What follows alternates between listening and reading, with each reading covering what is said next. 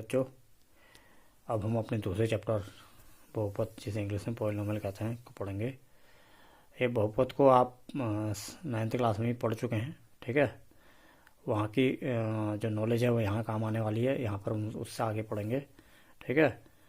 और अगर नहीं भी ध्यान है तो अभी मैंने जो अभी थोड़ी देर पहले, इससे पहले वीडियो डाली है 9th के लिए, उसको आप पहले देख लें इस वीडियो को देखने से पहले, ठीक है। उसमें मैंने बहुपद के बारे में डिटेल से बताया है।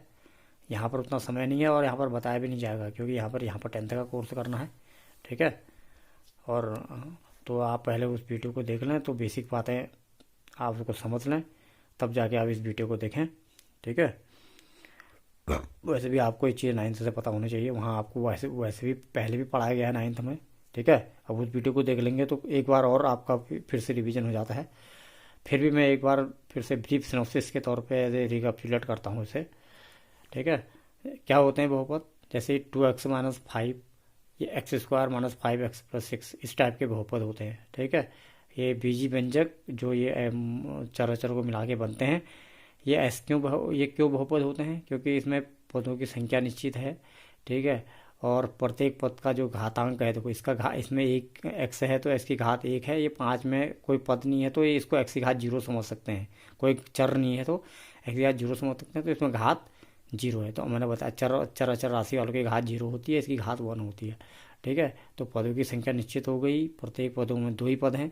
प्रत्येक पद में जो घातांक है वो पूर्ण संख्या है, यानी किसी में 1 है, किसी में 0 है, मतलब ऋणात्मक घात नहीं है, ठीक है। और इनका जो गुणांक है, मैंने बोला था वहाँ पर बता रखा है मैंने कि ये चर राशि के आगे जो न्यूमेरिकल मल्टीप्लायर होता है, जो गुणा करने वाला होता है, गुणांक होता है। गुणांक हमेशा वास्तविक संख्या है। वास्तविक का मतलब वो प्लस माइनस भी हो सकता है, बट्टे भी हो सकता है, अंटूट भी हो सकता है, मतलब परिमेय अपरिमेय टाइप की जितनी टाइप की संख्या है पूरी आपने हाई स्कूल तक पढ़ी है, जिनको वर्ग करके धनात्मक संख्या मिलती है, यानी सारी परिमेय अपरिमेय कुछ भी चलेगा यहाँ, ठीक है। तो वहाँ पर मैंने वही बता रखा है कि यहाँ पर तो प्लस माइनस अंडररूट बट्टे, ठीक है, माइनस अंडररूट सब चलेगा, लेकिन घात में नहीं चलेगा। घात में किसी का अगर बट्टे में घात होगी या माइनस में घात होगी, ठीक है, वो नहीं चलेगा, ठीक है। वो आपकी बहुपद नहीं होते हैं। वहाँ पर एग्जाम्पल दे रखा है। तो इस परिभाषा से ये भी एक बहुपद है, ये भी बहुपद है। देखिए यहाँ भी इसमें 2 घात है, 1 घात है, इसमें 0 घात है। पदों की संख्या निश्चित है, ठीक है। गुणांक इनके वास्तविक संख्या है, ठीक है। परिमेय है, इसके तो सब परिमेय है। परिमेय तो वास्तविक होती हैं। परिमेय अपरिमेय कुछ भी निकल जाए वही समझ जाओ। हमने बता रखा है कि परिमेय और अपरिमेय वास्तविक होती हैं, ठीक है। तो ये इस टाइप के बहुपद होते हैं। और वहाँ पर फिर आपने बहुपद के शून्यक भी पढ़ा है, ठीक है। बहुपद का वो चर राशि का वह मान जिससे बहुपद बनता है वो, ठीक है। एक्स से बनना है तो एक्स में बहुपद होगा, वाई से बन रहा है तो वाई में बहुपद होगा, ठीक है। जेड से बनना है तो जेड में बहुपद होगा। तो अगर यानी बहुपद का मान क्या है उस चर राशि पर निर्भर कर रहा है। जैसे ये एक बहुपद है x² - 5x + 6, तो इसमें चर राशि का कुछ मान होंगे, 1 हो सकता है, 2 हो सकता है, या जितने हो सकते हैं, ठीक है। हम उसके बारे में भी बात करेंगे कि कितने हो सकते हैं कुल, ठीक है। तो कोई पर्टिकुलर मान होगा जिसको रखने पर इस बहुपद का कुल मान 0 हो जाएगा, ठीक है। तो उस चर राशि के मान को हम बहुपद का शून्यक कहते हैं। जैसे हम तो छोटे वाले से शुरू करते हैं कि इसमें x का मान क्या रखें कि इसका मान 0 हो जाए। तो आप समझ लीजिए, अगर x के बराबर ये -5/2 रखता हूँ तो 2x का मतलब 2 गुणा -5/2, तो 2 से 2 कट जाएगा, तो इसका मान हो जाएगा आपका नहीं सॉरी, इसका अगर यहाँ पर x का बट्टे 5/2 रख दूँ तो x का बट्टे 5/2 रख दूँ तो 2 से 2 कट जाएगा, इसका मान हो जाएगा 5। तो 5 - 5 करके 0, यानी x के बराबर 5/2 रखने पर ये पूरा 0 हो जा रहा है। तो x के बराबर 5/2 ऐसे नहीं चेक करेंगे। तो अगर x के बराबर 5/2 रख के इसको 0 आता है, हमने चेक करना है, तो पहले इसको 0 रख देते हैं। 2x - 5 = 0, जैसे हमने x के बराबर 5/2 पहले रखा तो 0 आया ना बाद में। x के बराबर 5/2 रखा तो 2 से 2 कट के 5 बचा, 5/0 रखा, 0 आ गया। तो x के बराबर 5/2 रखने पर अगर ये 0 आ गया, ठीक है, तो पहले 0 रख देते तो फिर x बटा 5/2 आ जाएगा। तो पहले अगर इसको 0 रख दे 2x - 5, तो 2x बराबर 5, 5 उधर चले, -5 उधर चला जाएगा, +5, x बराबर 5/2। तो ऐसे शून्य निकाला जाता है, यानी जिस बहुपद को शून्य निकाला जाता है उसको बराबर करके बराबर 0 रख दिया जाता है। तो इसको बराबर 0 करके x का एक मान निकला, यानी आप समझ गए, वहाँ पर आपको रेखिक बहुपद पढ़ाया था जिसकी एक ही घात होती है। जिस बहुपद की घात एक होती है तो उसका एक ही शून्य निकलता है, जिसके दो घात होती है तो उसका शून्य दो निकलेंगे। यहाँ भी एक तरीका होगा, बहुपद तो इतना ही है, लेकिन शून्य निकालने के लिए इस बहुपद को जीरो रखा जाएगा। तो बहुपद का अब यहाँ पर तो सीधे ये जीरो हो जाएगा, लेकिन इस बाद में लेकिन द्विघात बहुपद, इसे दो घात वाला बहुपद कहते हैं, इसको जीरो करने के लिए पहले इसके गुणनखंड होंगे। तो आपको पता है इसका, आपने मध्य स्प्लिटिंग मिडिल टर्म मेथड कहते हैं, इसके बीच वाले पद को तोड़ के आपने इसे गुणनखंड करने आपको आते हैं। तो इसके दो गुणनखंड होंगे, x-3 x-2। तो यानी एक बार वो गुणनखंड जीरो होगा, एक बार वो गुणनखंड जीरो होगा, 9th में आपने सीखा है। तो एक बार x-2 को जीरो होने से x-2 आएगा, और एक x-3 को जीरो होने से x-3। कहने का मतलब है जो एक घात वाला शून्यक है, यानी उसका एक घात वाला बहुपद है, उसका एक शून्यक, दो घात वाले के दो शून्य का आते हैं। ठीक है, ऐसे तीन घात वाला कोई बहुपद होगा उसके तीन शून्य निकलते हैं। ठीक है बच्चों, तो आप इस चीज़ को समझिए, इस चीज़ को आप जरा ग्राफिकल रिप्रेजेंटेशन समझिए इसका, कि अगर इस प्रकार के बहुपदों को अगर ग्राफ पेपर पर अगर दिखाया जाए, निरूपित किया जाए, यानी जैसे ये बहुपद है हमारे पास 2x-5, ये तो आप समझिए, क्लियर हो गया है। चर राशि के वही मान जो बहुपद का मान शून्य कर दें, जैसे बहुपद के शून्य से हमने स्टार्ट किया, तो जैसे 2x-5 का एक शून्य x-5/2 है, जबकि x² - 6 के दो शून्य x-2 x-3, ऐसे और भी कई बहुपद हो सकते हैं। ठीक हो क्या? अब इनको अगर आप जरा गौर करिए, हमने दो बहुपद दे रखे हैं, एक रैखिक बहुपद है एक घात वाला, एक द्विघात बहुपद है दो घात वाला। नाम वहाँ पर हमने सब बता रखा है, क्यों इसको रैखिक बहुपद कहते हैं, क्यों इसे द्विघात बहुपद कहते हैं। ठीक है, अच्छा, तो अब ये इनके शून्य को आप अगर गौर फरमाएंगे तो जो इसका मान x/5/2 है, ठीक है, ये क्या चीज़ है, और ये x/2 x/3 जो इसके निकले क्या चीज़ है।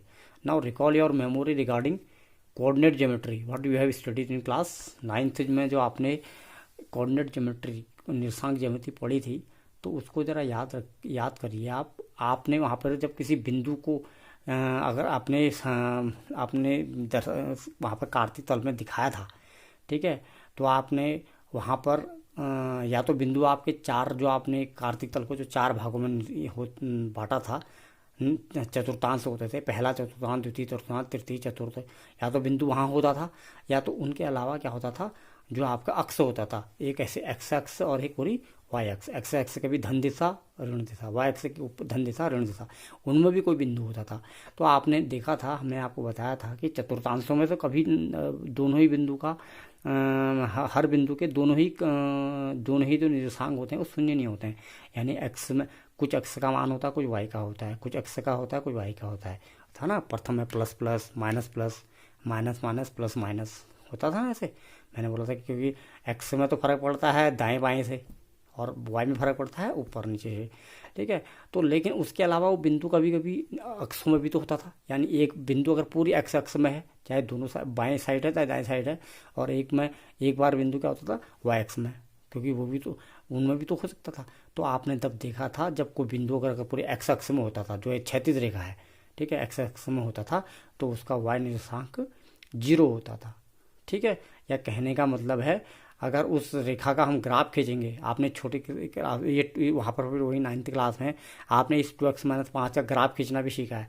क्या करते थे हम, इसको मान दे दें, इसको दो मान दे दें, एक बार x=0 रख दें, एक बार y इस x=0 रख दें, या इसको इस पूरे को y मान दें, तो एक बार y=0 रख दें, या इसी में x=1, इसी को x=1 और x=1 या x=2 दे दें, तो जो इसका जो ग्राफ 2 पॉइंट आ जाएंगे। यानी कहने का मतलब है वहाँ पर जो एक बात और समझ लीजिए आप, x और y होता था ना, जैसे हम निर्देशांक ज्यामिति में x और y कहते थे, तो यहाँ पर इसको अगर इस 2x-5 को अगर संख्या रेखा पर दिखाना है, नहीं 2x-5 को अगर ग्राफ पेपर पर दिखाना है, तो x तो ये रहेगा और y क्या रहेगा, y ये पूरा रहेगा 2x-5। जैसे वहाँ पर x और y कहते थे ना कि x बराबर इतना है, तो मतलब हमको 2-3 पॉइंट दिखाना है, तो यहाँ से यहाँ तक 2 पॉइंट चले, यहाँ से यहाँ तक 3 पॉइंट चले, तो यहाँ पर ये पूरा y का काम करता है। तो इसीलिए इसको y इधर, जैसे y को x का फंक्शन भी कह सकते हैं, तो या y यहाँ पर y से x का पॉलिनोमियल बनना है तो y बराबर px से कह सकते हैं। यानी कहने का मतलब है y का जो निर्देशांक ज्यामिति में x y होता था, तो x तो x रहा, यानी एक बार हमने यानी जो अगर इसको दिखाना है तो हमने पॉइंट कैसे मिलते थे हमको, हम एक बार एक्स को एक मान देते थे, वाई को दूसरा मान, और एक्स को एक मान देते थे, वाई को दूसरा मान, तो ऐसे मानों को मिलाते थे तो हमको हम उसका ग्राफ मिल जाता था। तो यहाँ पर आप एक्स को तो एक दे देंगे, वाई क्या रहेगा, ये पूरा रहेगा। ऐसे यहाँ भी एक्स को एक दे देंगे, वाई ये पूरा रहेगा। यानी ये पूरा पॉलिनोमियल जो पूरा बहुपद बना है, ठीक है, ये पूरा बहुपद बना है, यही वाई का काम भी करता है, यही पी एक्स का काम भी करता है, या इसी को समझ लीजिए कि एक्स को हमारा 5x+6 कर लीजिए। यानी 2 पॉइंट मिल गए, एक पॉइंट एक्स मिल गया, एक पॉइंट ये पूरा मिल गया। आप समझ रहे हैं, अगर एक्स का मान मिल गया तो इसका मान भी निकल जाएगा, ठीक है। और यानी आपको उस पॉइंट का एक निर्देशांक तो एक्स से मिल गया, दूसरा निर्देशांक वाई निर्देशांक इससे मिल गया। तो वो पॉइंट अगर मिल गए, ऐसे एक्स बराबर 1 रखने पर एक पॉइंट मिल गया, ऐसे एक्स बराबर 2 रखने पर पॉइंट मिल गया, ऐसे मिलते गए तो इसका भी ग्राफ बन जाएगा, इसका भी ग्राफ बन जाएगा, ठीक है। तो आप जब देखेंगे इसका ग्राफ खींचेंगे या इसका ग्राफ खींचेंगे बच्चों, तो जैसे कि आपने देखा कि इस वाले का एक शून्य निकला है, एक पॉइंट, ग्राफ इसका भले कहीं भी जाए, ठीक है। और पहली बात तो आपको बता दें, इसका ग्राफ होता है सरल रेखा में, एक सीधी रेखा होती है, इसका ये होता है परवलाकार होता है, परवलाकार होता है। तो ग्राफ पॉइंट तो उसमें और भी होंगे, एक्स बराबर 1 बराबर कुछ होगा, एक्स बराबर 2 बराबर कुछ होगा, लेकिन उनके बीच में ये 2 मानों में ऐसा होगा, एक्स बराबर 2 एक्स बराबर 3 पर क्या होगा, वो ग्राफ वाई एक्स को एक्स एक्स को काटेगा। क्योंकि आप देख लीजिए हमने क्या बोला है, एक्स बराबर 2 पर क्या होना है, शून्य होना है। तो एक्स बराबर 2 पर वो शून्य का मतलब वाई बराबर 0 होना है, एक्स बराबर 2 पर वाई बराबर 0 होना है। और एक्स बराबर 2 पर वाई बराबर 0 कैसे होगा, तब जाके एक्स एक्स को काटेगा, यानी है ना, इसके शून्य का हमने बोला ना ये पूरा वाई है, तो इसका शून्य वाले ये, यानी एक्स बराबर 2 पर ये पूरा शून्य हो जाता है, एक्स बराबर 2 पर ये शून्य। देखो हम कह रहे हैं कि ये पूरा वाई है और इसी का शून्यक है, और शून्य की परिभाषा यह है कि एक्स बराबर 2 पर ये पूरा शून्य हो जाए, एक्स बराबर 3 पर ये पूरा शून्य हो जाए। तो एक्स बराबर 2 पर ये पूरा शून्य हो जाए मीन्स हमने क्या बोला, ये पूरा वाई है। तो एक्स बराबर 2 पर अगर वाई शून्य होने का मतलब, यार आप बताइए, किसी एक एक्स बराबर 2 पर वाई बराबर शून्य होता है तो पॉइंट कौन सा हुआ, 2 0 आपको बता रखा है। और एक्स बराबर 3 पर वाई बराबर 0 का मतलब 3 0। जैसे हमको अगर वो दिखाएंगे निशान देमती, तो यहाँ पर मूल बिंदु 0 0 1 0 2 0 3 0, तो 2 0 पॉइंट यहाँ पर हो गया, 3 0 पॉइंट यहाँ पर हो गया। कहने का मतलब है वाई कोई निर्देशांक अगर 0 होने का मतलब वो बिंदु कहाँ पर होता है, एक्स अक्ष पर, हमको बता रखा है। यानी एक्स अक्ष पर उस अगर कोई बिंदु का अगर वाई निर्देशांक शून्य हो रहा है, इसका मतलब वो एक्स अक्ष पर है। यानी एक्स अक्ष पर हर बिंदु का वाई निर्देशांक 0 होता है, ऐसे वाई अक्ष पर क्या होता है, एक्स निर्देशांक 0 होता है। लेकिन यहाँ पर वाला हमने तो वहाँ पर वही पढ़ा है जिसमें कि एक्स निर्देशांक 0 होता है, लेकिन हमने यहाँ पर वाला स्टडी वाला केस यहाँ पर स्टडी नहीं करना है, क्योंकि यहाँ पर एक्स 0 नहीं होता है कहीं पर, बल्कि बहुपद का मान शून्य हो जाता है। तो और बहुपद का मान जो बहुपद पूरा है उसी को हमने वाई कह रखा है, ठीक है। तो बहुपद शून्य का मतलब वाई शून्य होता है, और वाई शून्य कहाँ पर होता है, एक्स अक्ष में होता है। तो कहने का मतलब यह है बच्चों कि ऐसी इसमें देखो, इसका मान तो इसमें 1 बराबर एक्स बराबर 1 पर पूरे का मान, एक्स बराबर 2 पर पूरे का मान, एक्स बराबर 3 पर पूरे का मान होगा, लेकिन एक्स बराबर 5/2 पर एक मान ऐसा होगा जिसमें ये वाई 0 हो रहा है, तभी इसका नाम शून्यक है, हमने चेक भी कर लिया। और यानी कहने का मतलब है वाई 0 होने का मतलब है, यानी इस पॉइंट पर वाई एक्स एक्स को काटेगा, क्योंकि एक्स एक्स को जहाँ पर काटता है, यानी एक्स एक्स पर मिलता है, काटता है, कुछ भी कह लो, तो उसी पर तो वाई बराबर 0 होता है, यानी इस लाइन पर। यानी वो रेखा, बाकी तो इधर 1 बराबर 2 बराबर वो रेखा ऐसी जाएगी या ऐसे जाएगी, लेकिन इस पॉइंट पर वो, यानी एक्स बराबर यहाँ जैसे इस पॉइंट पर अगर 5/2 होगा, ये समझ लीजिए। इसमें अगर आपको यहाँ पर बताऊँ, अगर ऐसे कोई पॉइंट है, वो रेखा भले ऐसे जाए या ऐसे जाए, कहीं पर जाए ना, तो अगर इस पॉइंट पर काट रही है, तो यानी ये पॉइंट अगर 5/2 होगा ही, ठीक है। तो इस पॉइंट के निशान मतलब ये यानी ये पॉइंट की एक्स बार अगर ये अगर एक्स बार अगर 5/2 है, तो इसके निर्देशांक तो 5/2 और 0 होंगे ना, ठीक है। यानी वो पॉइंट एक्स बार 5/2 कहाँ पर होगा, वो वाई एक्स अक्ष पर ही होगा, ठीक है। समझ गए बच्चों, एक्स बार 5/2, क्योंकि उसमें दूसरा निर्देशांक वाई है ही नहीं, तो इसलिए उसको 5/2, 0 कहें, या एक्स बार 5/2 एक्स, यानी एक्स बराबर 5/2 अगर कोई अगर उसका शून्यक है, तो इसका मतलब वो बिंदु कहाँ होगा, आपके एक्स अक्ष में होगा, ठीक है बच्चों। एक मिनट इसको मैं रख कर दूं जरा।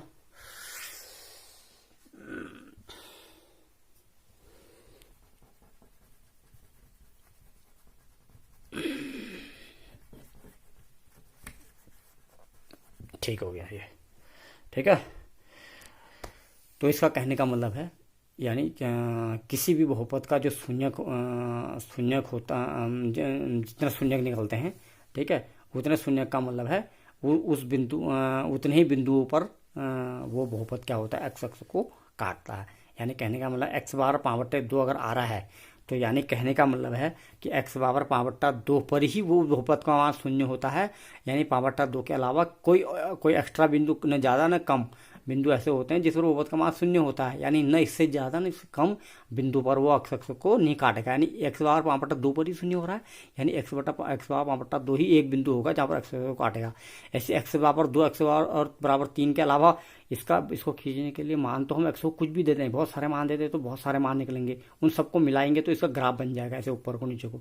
लेकिन उन बिंदुओं में से केवल एक्स बराबर 2 और एक्स बराबर 3 वो बिंदु होंगे जिनके लिए इसका मान चूंकि 0 हो रहा है, वो हमने पहले चेक कर दिया परिभाषा के हिसाब से, जब इन पर 0 हो रहा है तभी तो शून्य है, ठीक है। तो कहने का मतलब है तो यही 2 बिंदु हैं जो y का मान शून्य बना रहे हैं, यानी यही 2 बिंदु हैं जिन पर एक्स अक्ष को कट रहा है, ठीक है। यानी बाकी बिंदु पर y का मान शून्य नहीं हो रहा है, तो यानी बाकी बिंदु पर y को नहीं काटता, बाकी बिंदु पर वो बहुपद एक्स अक्ष को नहीं काटेगा। तो इससे क्या समझे हम, इससे समझे जिस किसी बहुपद के जितने शून्यक होते हैं वो उतने ही बिंदुओं पर एक्स अक्ष को काटता है। तो यहाँ पर बच्चों यही लिखा है, n घात के बहुपद का ग्राफ एक्स अक्ष को अधिकतम n बिंदु पर प्रतिष्ठित करता है, अतः n घात के बहुपद के अधिकतम n शून्य होता है। अब आप कहेंगे अधिकतम n शून्य, वैसे देखा हम ये भी कह सकते थे n घात के n शून्यक होते हैं, ठीक है, 3 घात के 3 ही शून्यक होते हैं। लेकिन जैसे अधिकतम लिखने का मतलब है कि n घात वाले के n शून्यक होंगे, उनमें से कोई 2 सेम जैसे इसके 3 शून्यक बाय द वे 3 घात वाले के हैं, तो 3 घात वाले के 3 शून्यक 1, -1, 2 भी हो सकता है, 1, 2, 3 भी हो सकता है, या 1, 2 कोई 2 सेम हो गए, 1, 1 हो गया, तीसरा -1 हो गया, या तीनों सेम हो गए 1, 1, 1, ठीक है। तो देखा जाए कभी वैल्यू न्यूमेरिकल वैल्यू तो उसकी 1 ही होगी, न्यूमेरिकल वैल्यू तो उसका 1 ही हो गया, 1 ही शून्यक हुआ, लेकिन उसके 3 मान होंगे वो, ठीक है। मतलब उसका मतलब वो तो 3 बार माना जाएगा कि एक वाला 1 भी शून्यक है, ये वाला 1 भी शून्यक है, ये वाला 1 भी शून्यक है, ठीक है। तो कहने का मतलब है किसी बहुपद के जितने शून्यक होंगे उतने पदों पर वो उतने ही बिंदुओं पर वो उसको एक्स अक्ष को काटता है। और एक्स अक्ष और वाई अक्ष में हमने क्या समझना है, बहुपद को अगर ग्राफ खींचेंगे, जैसे हम 9th क्लास में हमको अगर एक्स और वाई का मान होता था ना, तो एक्स और वाई का मान होता था तो एक्स बराबर इतने पर वाई का मान कितना है, एक्स बराबर इतने पर वाई का मान कितना है, तो बिंदु को लेके हम उसका ग्राफ खींचते थे। तो यहाँ पर भी हम इसको ये बहुपद का चाहे 1 घात वाला है चाहे 2 घात वाला है, उसका ग्राफ खींच सकते हैं। कैसे खींच सकते हैं, ठीक है, एक्स को कुछ मान देंगे हम, ठीक है, इसीलिए इसको कहते हैं एक्स कहते हैं स्वतंत्र चर, एक्स स्वतंत्र है, एक्स को कुछ भी मान दे सकते हैं। और वाई क्या है, परतंत्र चर, वाई एक्स पर निर्भर करता है। तो वाई किसे मानना है, हमने इस पूरे को मानना है, ठीक है। यानी हम एक तरह से वाई क्या है, एक्स का फंक्शन है, वाई एक्स का फंक्शन है, यानी वाई एक्स पर निर्भर करता है। और यहाँ पर फंक्शन एक तरह ये बहुपद भी क्या है, फंक्शन है, तो वाई बराबर एफ एक्स भी कह सकते हैं। तो यहाँ पर वाई बराबर एक बड़ी क्लास में पढ़ना है आप फंक्शन, तो यहाँ पर वाई बराबर p x, y is the polynomial of x, तो इसलिए y बराबर पी एक्स भी आपके क्लास में आगे को लिखा रहता है। पिछली बार भी पढ़ाई है हमने 9th में, वहाँ पे पी एक्स लिखा रहता था। तो कहने का मतलब ये पूरा y का काम करेगा और एक x आपका x है, तो ये आपने निशांक ज्यामिति से समझना है कि क्या x का काम करेगा, क्या y का काम करेगा, ठीक है बच्चों। अब आप प्रश्नावली 2.1 को समझिए। तो ये बिल्कुल मैंने जो इतनी बातें बोली हैं इसी पर आधारित हैं कि बहुपद अगर आपको एक केवल चित्र दिए हैं कि चित्र में दिया है कि इसके कितने शून्यक होंगे, ठीक है। तो आप ये पहला वाला चित्र देखेंगे, देखिए, तो पहला वाला चित्र में आप देखेंगे कि ये जो वो है ग्राफ है, ये इसका जो ग्राफ है, तो जो बहुपद का ग्राफ है, ठीक है, बहुपद का ग्राफ चाहे अब कैसी है, देखो आपको ऐसे आपको बताओ रेखिक बहुपद है वो, ठीक है, ये वो सीधी रेखा में जा रहा है, तो कैसा भी देखो सीधी रेखा में हो सकता है, परवलयाकार हो सकता है, किसी प्रकार का हो सकता है तो बहुपद ही हो, ठीक है। हमने आपको बोला था बहुपद के जब उदाहरण जैसे खाली एक एक्स भी अपने में बहुपद है, 2x भी बहुपद है, 2x-5 भी बहुपद है, तो वैसे ऐसे उसका ग्राफ होगा। लेकिन ये नियम पूरा समय ये लगेगा, यानी अगर उस बहुपद का अगर हमें ग्राफ पहले दिख गया है तो हम शून्यक बता सकते हैं, शून्यक हो सकता है तो हम ग्राफ बता सकते हैं, ठीक है। तो हमें ग्राफ इसमें ग्राफ के हिसाब से शून्यकों की संख्या ज्ञात करनी है।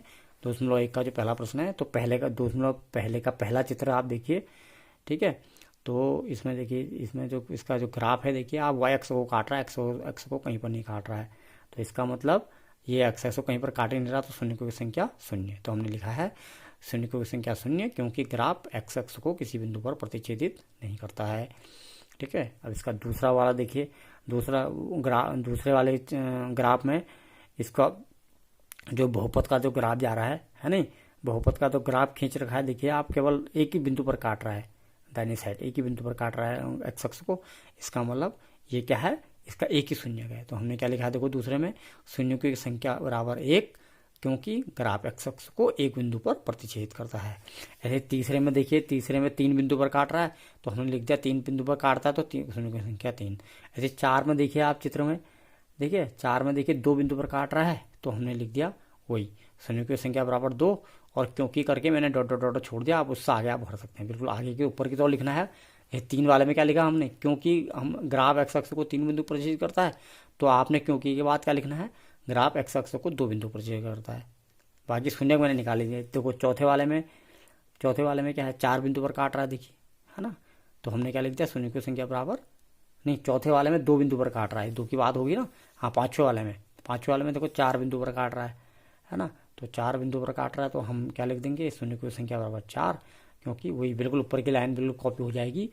बस 4 वाले में क्या लिख देंगे, 4 बिंदु पर प्रतिच्छेद करता है ना। जैसे 2 वाले में 2 लिखा है, 3 वाले में 3 लिखा है, ऊपर 1 वाले में 1 लिखा ना हमने, वैसे ही कि हम लिख देंगे क्योंकि ग्राफ एक्स अक्ष को 4 बिंदु पर प्रतिच्छेद करता है।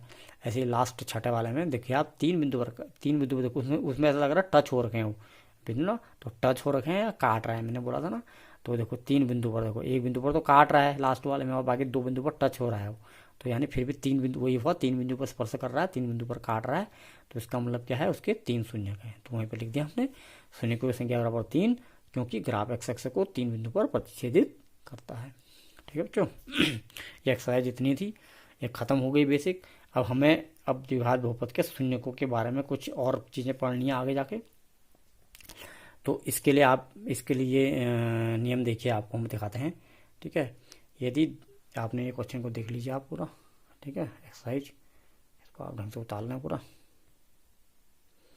ठीक है, अब हम आगे बढ़ते हैं। देखिए, यदि द्विघात बहुपद ax² + bx + c के 2 शून्यक अल्फा और बीटा हों, ठीक है, तो शून्यकों का योग बराबर -b/a। ठीक है, तो आपको ये याद करना है बच्चों, जैसे हमने आपको बताया था, ये सब ये x² - 5x + इस टाइप के ये सब बहुपद होते हैं। अब हमने एक जरा द्विघात बहुपद के बारे में आपके तो क्यूबिक पोलिनोमियल भी होता है, लेकिन हमें अभी आपके कोर्स में द्विघात बहुपद पढ़ना है। तो ये समझ ले इस टाइप का ही, इतना x² - 5x + 6, जिसके हमने गुणनखंड करना भी सीखा है 9th क्लास में। तो वही हमने वहाँ पर गुणनखंड करते समय ही पूरा बता दिया था कि ये ax² धन bx धन c इस टाइप का होता है। इसके आगे का गुणांक को a बोलते हैं, इसके आगे गुणांक को b बोलते हैं, और ये पूरा चरपद को c बोलते हैं। तो यही टाइप का जो बहुपद है ये द्विघात बहुपद कहलाता है। 9th में पूरा बता रखा है आपको। अब इस टाइप के बहुपद के, चूंकि शून्यक भी हमने क्लियर कह दिया कि 2 ही टाइप के 2 ही शून्यक निकलेंगे।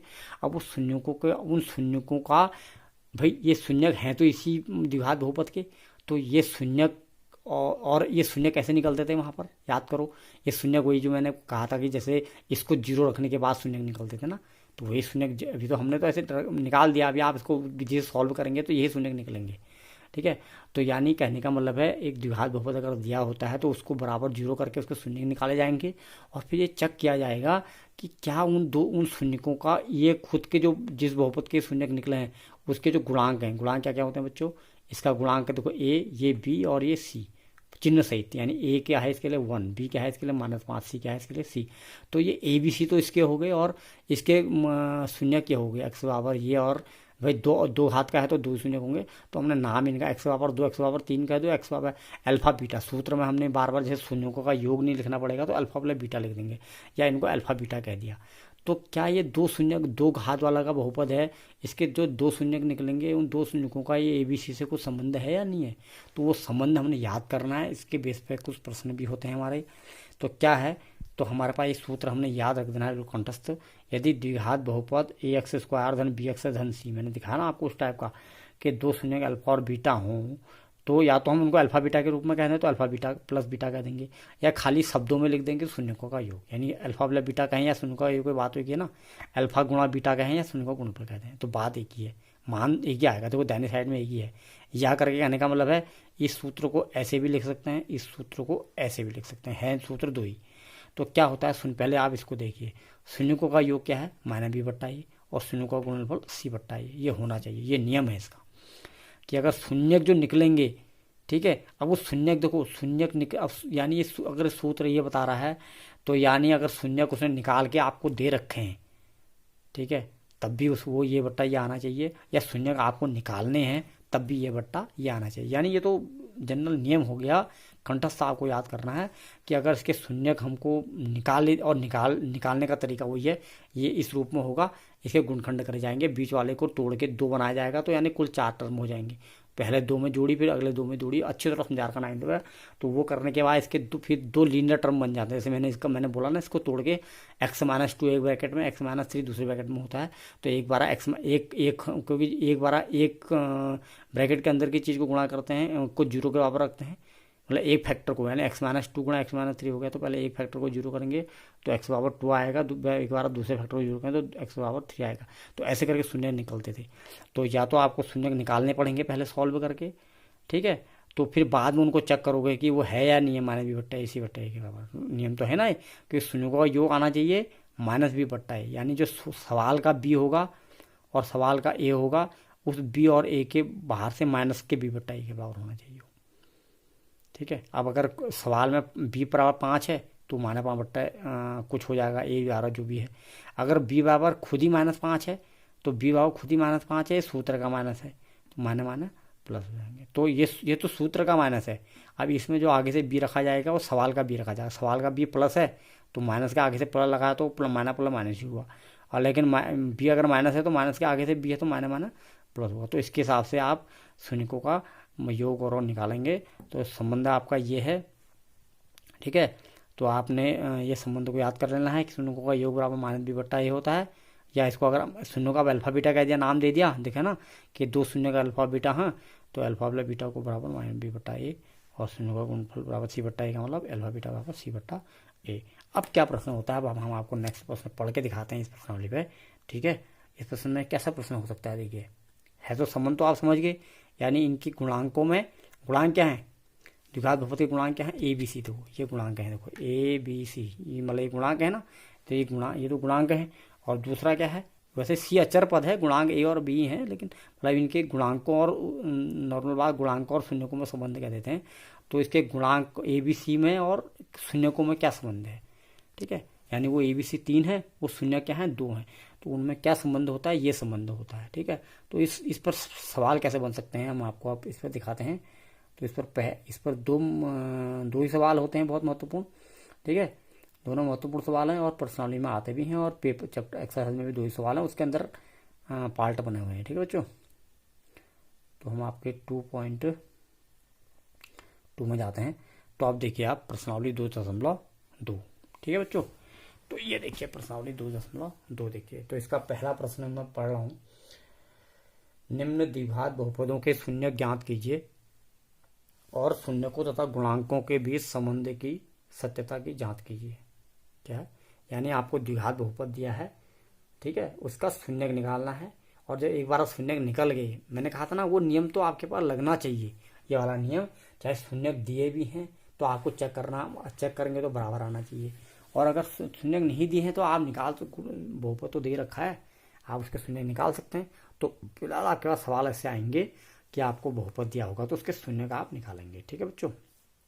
तो शून्य का आपने निकाल देंगे एक बार, फिर उसके बाद देखेंगे कि वो संबंध सही है या नहीं है। यानी सीधी सी बात है, आपको बहुपद देने से, आपको बहुपद ही देने से सब चीज़ दे दी बच्चों उसने।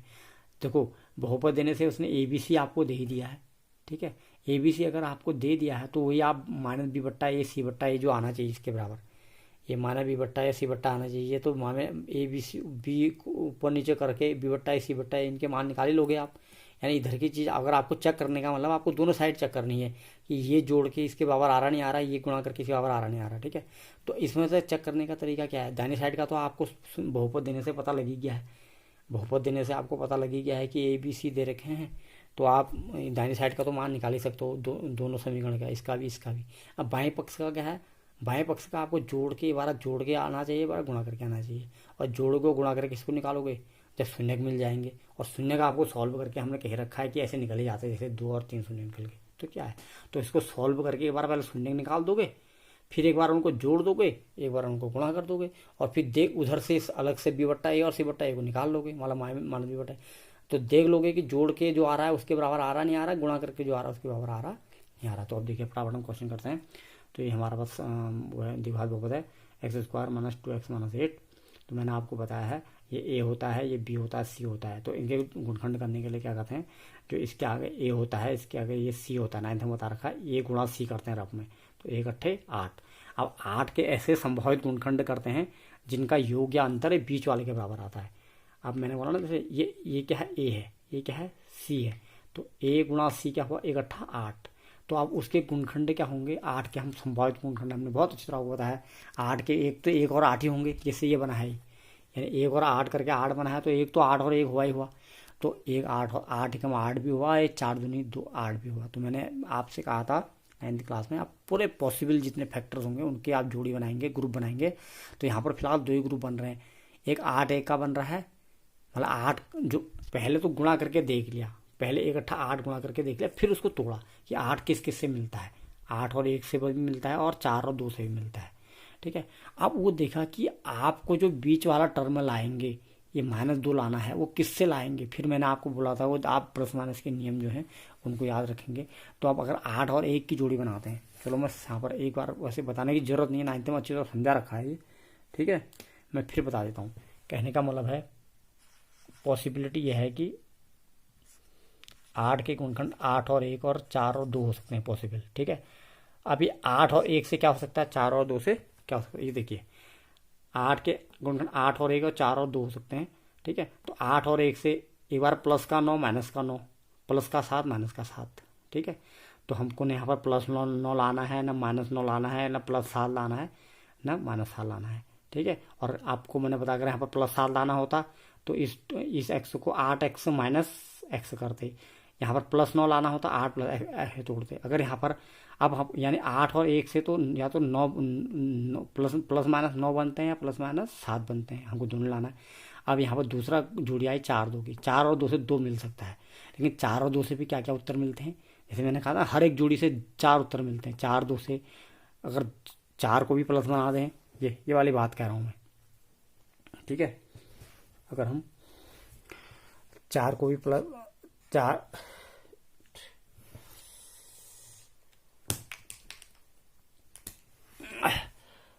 4 को भी प्लस बना दें, 2 को भी प्लस बना दें, 4 को भी माइनस बना दें, 2 को भी माइनस बना दें, 4 को प्लस 2 को माइनस, माइनस 4 को 2 को प्लस, ये कहा नहीं मैंने।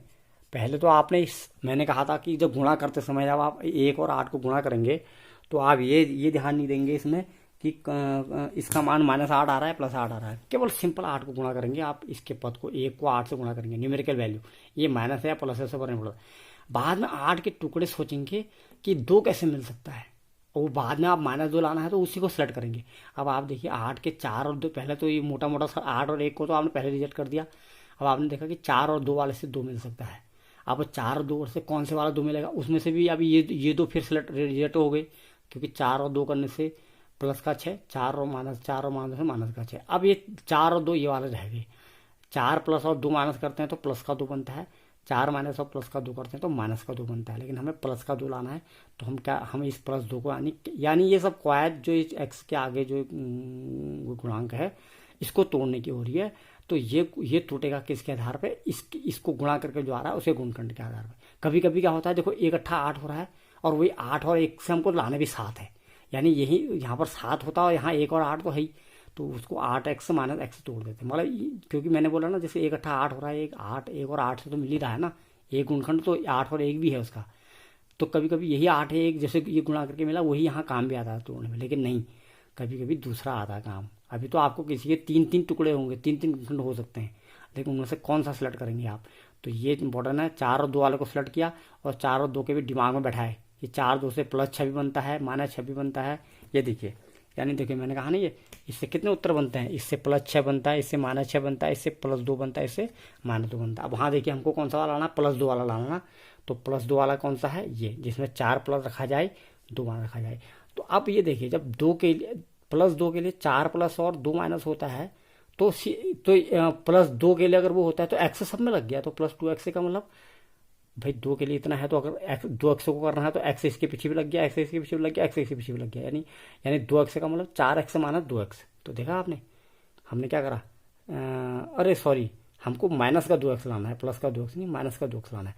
तो माइनस का 2x कैसे लाना है, माइनस का 2x कैसे मिलेगा हमको, देखो यानी मतलब माइनस लाना ना, मैंने कहा देखो निगेटिव होने चाहिए, यानी 4 माइनस का 2 प्लस का होगा तभी माइनस 2 है।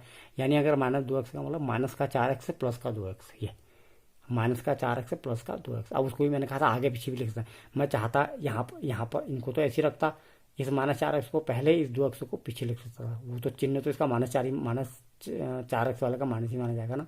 तो चाहे इसको मैं आगे रखता या इसको पीछे रखता, ये फिर भी इसके यहाँ जोड़ी बना लेता, इसके फिर भी इसके साथ जोड़ी बना लेता। तो ये बातें हैं बच्चों। तो मैंने अभी इसको फिर बता दिया, वैसे ये 10th क्लास में बताने की चीज़ नहीं है, ठीक है। तो आप इसको समझ लीजिए।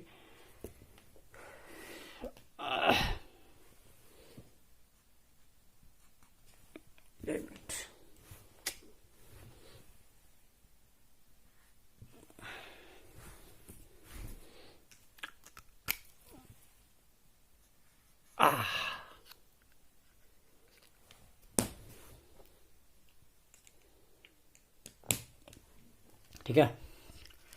तो ये से गुणनखंड हो गए हमारे, ठीक है। तो ये x plus square plus 2x minus 4x, अभी पहले दो में कॉमन ले लिया तो x बाहर से आ गया x प्लस 2। अब इसके गुणनखंड करने का देखो, अब जब इसके 4 हो जाते हैं तो पहले दो में कॉमन ले लेते हैं, x बाहर कॉमन ले लिया तो अंदर क्या बचा, पहले वाले में x बचा, दूसरे वाले में 2 बचा, x प्लस 2। तो पहला वाले में तो आपने जब कॉमन ले लिया तो दूसरे वाले में कैसे कॉमन लेंगे, इस ब्रैकेट को जो का तो यहाँ रख देंगे।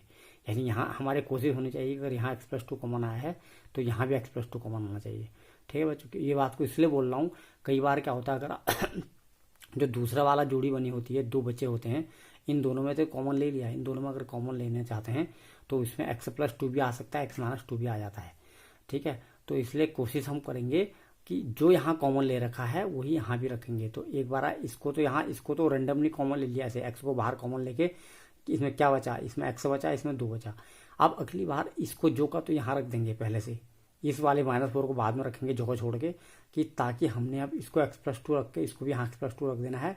अब इस बाकी ये x प्लस 2 वाला इन दोनों में से तो कॉमन आएगा, यानी लेकिन हमने करना क्या है, लेकिन देखा जाए तो लिखना तो हमको -4 को पहले था, जैसे यहाँ पहले कॉमन था, यहाँ पहले कॉमन लिया तभी तो अंदर का लिखा, लेकिन यहाँ इस वाले टर्म को लिखते, इसको लिखते समय पहले कॉमन लिखा फिर इसको लिखा, लेकिन इसको लिखते समय जब हमको एक कॉमन मिल गया इसको पहले लिख दिया।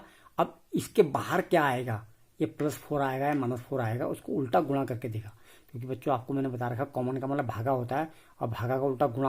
यानी यहाँ से यहाँ अगर, यानी कहने का मतलब है एक कॉमन, इसमें से x कॉमन लेने का मतलब x मतलब भाग दे रखा ना, इसको x भाग दिया तो यहाँ x बचा, इसमें 2 बचा।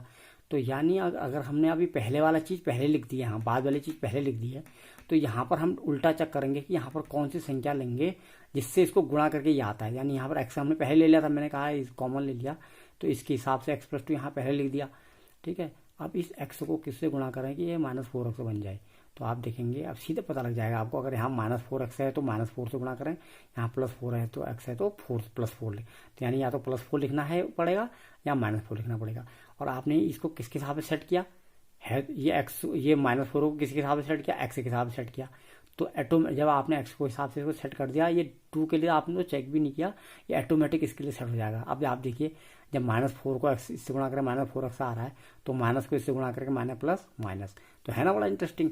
तो कहने का मतलब है, तो पहले वाले को तो आप सीधे कॉमन ले लेंगे, पहले 2 में जोड़ी लेके कॉमन ले लेंगे, लेकिन बाद के 2 में क्या करेंगे, इसके हिसाब से जब इसको रख लेंगे तो ये पहले वाले और इस पहले वाले को रेंडमली चेक करेंगे कि x को किससे गुणा करा जाए कि -4x बन जाए, ठीक है। अगर ये यहाँ पर क्या होता है 2x + 5x है, दोनों प्लस भी तो हो सकते थे, यहाँ प्लस का 7 लाना, यहाँ ऊपर प्लस का 7 लाना होता तो 2 और +5 होते, तो x को 5x बनाने के लिए +5 चाहिए, यानी बीच में मैं यहाँ पर +5 लिख देता, ठीक है।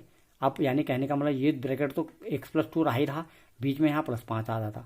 तो ये अब क्या होता अगले स्टेप में, एक ब्रैकेट में रख देते हैं x प्लस 2, दूसरी ब्रैकेट में x के बाद यहाँ पर जो भी है प्लस के साथ है या माइनस के साथ है तो -4। तो ये इसके गुणखंड हो जाता है बच्चों, 9th क्लास में सीखा है। अब शून्यकों के लिए एक बार इस गुणखंड को 0 करते हैं, एक बार इसको 0 करते हैं। इसको 0 करेंगे तो x बराबर -2 आ जाएगा, इसको 0 करेंगे तो x बराबर 4 आ जाएगा, ठीक है। अब देखिए यानी कहने का मतलब हुआ हमारे पास शून्य क्या क्या निकले, ये निकले, देखो ये शून्य निकला, ये शून्य निकला। अब यहाँ पर आप चाहो तो शून्यकों का योग बराबर लिख सकते थे या अल्फा प्लस बीटा लिख सकते थे। ठीक है, अल्फा प्लस बीटा इसलिए लिख दे रहे हैं कि लिखना शब्दों में कम लिखना पड़े। नहीं तो मैं चाहता इसको शून्यकों का योग बराबर करता तो वही -2 और 4 है तो उनको आपस में जोड़ रहा हूँ। ठीक है, और इसमें भी -2 को पहले लिखो या 4 को पहले लिखो। भाई -2 + 4 लिखा तो -2 + 4 डायरेक्ट लिख दिया और कट के देखो 4 - 2 बता देना, इनसे भी जो आएगा। ठीक है, लेकिन अगर इसको पहले लिखता तो 4 प्लस ब्रैकेट में डालना पड़ता -2 को, क्योंकि माइनस पर तो अपना खुद का चिन्ह माइनस है ना, तो इसको अगर बाहर से प्लस करना पड़ेगा तो बाहर से 4 प्लस और ब्रैकेट के अंदर -2 दिखाना पड़ेगा। तो बाद में फिर वो 4 माइनस प्लस माइनस से 4 - 2 आ जाएगा, तो उत्तर 2 आ जाएगा उसका भी। ठीक है, तो यानी एक बार ये जो शून्य निकल जाते हैं बच्चों, उनको जोड़ देते हैं, एक बार उनको गुणा कर देते हैं। ठीक है, तो उनको जोड़ने के बाद ये उत्तर आ गया, गुणा करने के बाद -8 उत्तर आ गया। अब हम दिए हुए समीकरण में चेक करते हैं। देखो ए का मान क्या है 1, बी का देखो ए का मान इसके आगे 1, बी का मान इसके आगे -2 और सी का मान इसके आगे -8। ठीक है बच्चों,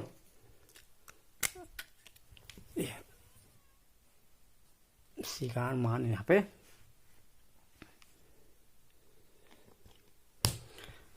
-8 आ गया।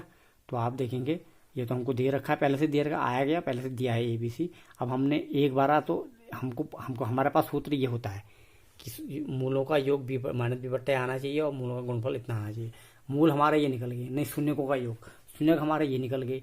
अब हम एक बार चेक कर लेते हैं शून्यकों का योग कितना आ रहा है। हमने ये भी कर लिया, शून्यकों का योग अलग निकाल लिया, शून्यकों का गुणनफल इतना निकाल लिया। यानी अब ये जो हमारी चीज़ है शून्यकों का योग जो है अल्फा प्लस बीटा, इसको एक बार अलग निकाल दिया और -b/a को अलग निकाल लेते। देखो -b/a का मान भी 2 आ गया, शून्य का योग भी 2 आ गया। यहाँ शून्य का गुणनफल भी -8 आ गया, यहाँ c/a भी -8। ये तो पढ़ा था हमने नियम से, नियम था नहीं था यही। यानी हमारा नियम प्रूव हो गया, सही हो गया, नहीं हो गया, वेरीफाई हो गया कि शून्य का कोई योग इसके बराबर आना चाहिए और शून्य का गुणनफल इसके बराबर आना चाहिए। तो हमने एक बार जब, और शून्यों का योग गुणनफल कब करेंगे, जब शून्य मिलेंगे तभी तो करेंगे।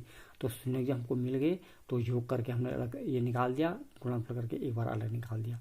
ठीक है, और ये -b/a c/a कहाँ से मिलेंगे, ये तो हमको पहले से वो ABC मिले हैं तो वही रख दे। पहले इसको निकाल दिया कि ये चिन्ह सहित, इसके आगे जो है चिन्ह सहित 1 क्या है, ए कितना है 1 और बी बराबर क्या है -2 और सी बराबर कितना है -8। तो देखो -b/a का मतलब मैंने कहा नहीं -b/a, ये तो सूत्र का माइनस है और बी कितना है -2 बताया था ना। तो -2/1 यानी प्लस का 2, c/a बराबर -a/1 बराबर -8। देखिए आ गया ना, c/a उतना आ गया जो मूलों को गुणा करके आ रहा था और -b/a इतना आ गया जो मूलों को जोड़ के आ रहा था। यानी हमने दिखा दिया अल्फा प्लस बीटा बराबर -b/a और अल्फा बीटा बराबर c/a। हमारे सवाल के लिए प्रूव हो गया ही।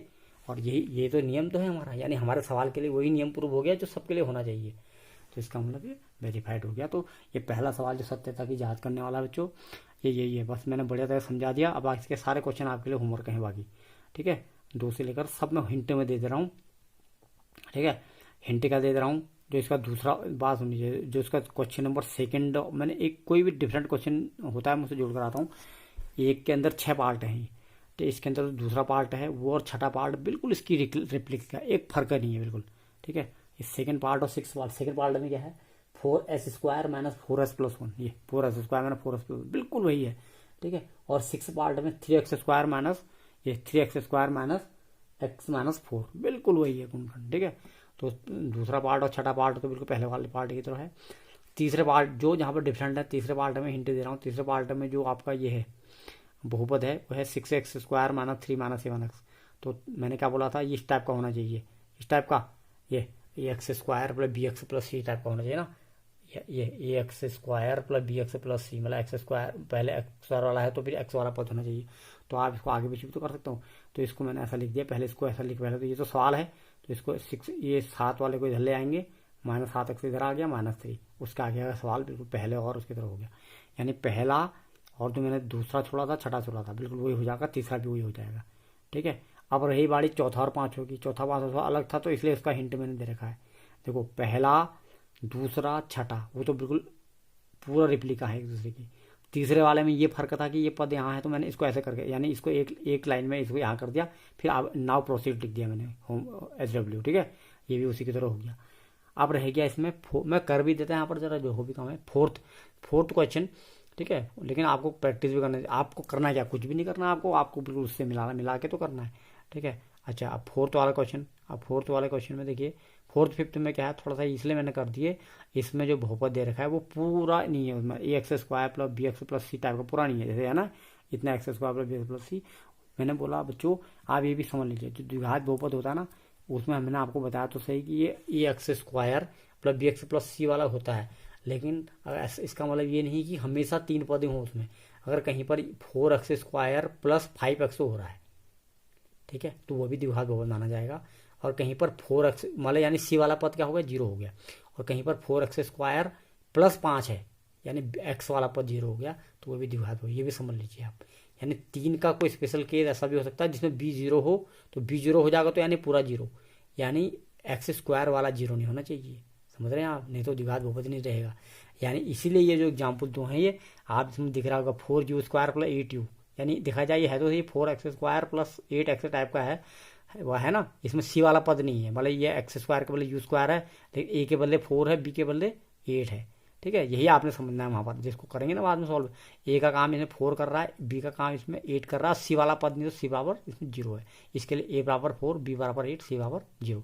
ऐसे कोई सवाल ऐसा होगा जिसमें ए बराबर कुछ होगा और सी बराबर, अगला वाला है ये टी स्क्वायर माइनस 15, इसमें ए बराबर, तो ए क्या होता है, ऐसे गुणांक जिसका गुणांक नहीं होता है 1 है, इसका मतलब भाई एक्स स्क्वायर के आगे 1 है ना, टी स्क्वायर के आगे 1 तो है, कुछ नहीं है तो इसका मतलब 1 है, 1 इंटू टी स्क्वायर 1, तो ए तो उसका 1 है, और बी वाला पद नहीं है, देखो जैसे इसमें बी वाला था, बीच वाला पद था ना, यू स्क्वायर के लिए यू वाला बीच वाला पद हुआ, तो सी वाला पद नहीं था, तो सी इसमें 0 है, इसमें एक्स स्क्वायर और पहला वाला पद है, और बी वाला 0 है, तो सी वाला -15, ठीक है। तो ऐसे भी द्विघात बहुपद होते हैं, तो ये मैंने हिंट दे रखे हैं, लेकिन इसको भी आगे आप ही करेंगे। तो आगे मैंने इसको गुणखंड करके शून्य तक निकाल दिए हैं, तो इनके गुणखंड सिंपल कैसे होते हैं, क्योंकि 2 ही पद हैं तो कॉमन इसमें भी ले लेते हैं। हाँ, ये इनके गुणखंड आसान भी होते हैं, जब ये छोटा हो तो आसान, ये तो 3 वाला है तो इसको तो पूरा इनको तो इसी तरीके से सॉल्व करना पड़ेगा मिडिल टर्म को तोड़ के, तो ये खुद ही 2 टर्म वाले होते हैं, तो उसमें तो बल्कि 3 के तो आप 3 मतलब कहने का मतलब है गुणखंड करने का मतलब, या तो आप 4 में कर सकते हैं गुणखंड या 2 में कर सकते हैं, यानी ये सब 3 में होते हैं, तो बीच वाले को तोड़ के 2 बनाते हैं, तो अब ये 4 बन गए, अब 4 में 2 की जोड़ी बनाए तब गुणखंड करा। तो लेकिन अब ये मैंने कह दिया जब ये छोटे होते हैं, ये 2 वाले होते हैं, किसी में बी वाला बीच वाला गायब होता है, किसी में ये देखो इसमें लास्ट वाला गायब है, सी वाला गायब है, इसमें बीच वाला गायब है, तो इसका मतलब ये खुद ही 2 हैं, तो इसको तो ऐसे ही कॉमन आ जाता है, टी स्क्वायर माइनस 15 में भी यहीं पर ही गुणखंड हो जाएगा, ये टी स्क्वायर माइनस 15 किसके हिसाब से हो जाएगा, आपने जो छोटी क्लास में पढ़ रखा है x square minus a square के हिसाब से ना, x square minus y square, तो एक ब्रैकेट में क्या, तो इसके गुणखंड क्या हो जाएंगे, टी स्क्वायर माइनस, इसको तो ऐसे सिंपल कर लीजिए, टी स्क्वायर माइनस 15 पावर 0 है, तो टी स्क्वायर पावर 15, जैसे आप टी स्क्वायर माइनस 16 बराबर 0 होगा, तो टी स्क्वायर को वहाँ ले जाएंगे ना आप, क्योंकि शून्य निकालने के लिए इस पूरे को 0 करना ही है, तो टी स्क्वायर बराबर 16 आ जाएगा, तो टी बराबर की मैंने क्या बताया आपको छोटी क्लास में, अगर टी स्क्वायर का मान अगर 16 आ रहा है तो टी बराबर खाली 4 नहीं लेंगे आप, 4 भी लेंगे -4 भी लेंगे, क्योंकि 4 का वर्ग करके भी 16 होता है, -4 का वर्ग -4 का वर्ग करके भी 16 होता है, लेकिन और यहाँ पर तो 16 का वर्गमूल तो 4 आ गया, लेकिन 15 का तो पूरा वर्गमूल भी नहीं निकलता है, तो √15 ही होता है ना, √15 लिखना पड़ेगा, और वो भी प्लस का √15 -√15, जैसे मैं +4 -4 कह रहा हूँ ना, 16 होता तो +4 -4 लिखते हैं, प्लस माइनस एक के नीचे प्लस माइनस लिखने का मतलब है अलग अलग, एक बार प्लस √15 कॉमा प्लस √15 कॉमा करके -√15 नहीं लिखा, तो एक ही साथ प्लस -√15 लिख दिया, तो समझना हमको चाहिए कि 2 हैं ये, यानी एक बार, यानी कहने का मतलब है इनके 2 शून्य क्या क्या माने जाएंगे, एक बार √15 माना जाएगा, एक बार -√15 माना जाएगा, ठीक है बच्चों। और बड़ा आसान, जब इनको जोड़ोगे आप शून्यों का योग करोगे, तो √15 में से -√15 को जोड़ेंगे तो 0 आ जाएगा, ठीक है, हाँ ऐसा करके आ जाएगा वो, और तभी देखो आपका है ना। अच्छा इसमें नहीं दिया क्या मैंने, 1 मिनट, u बराबर 0,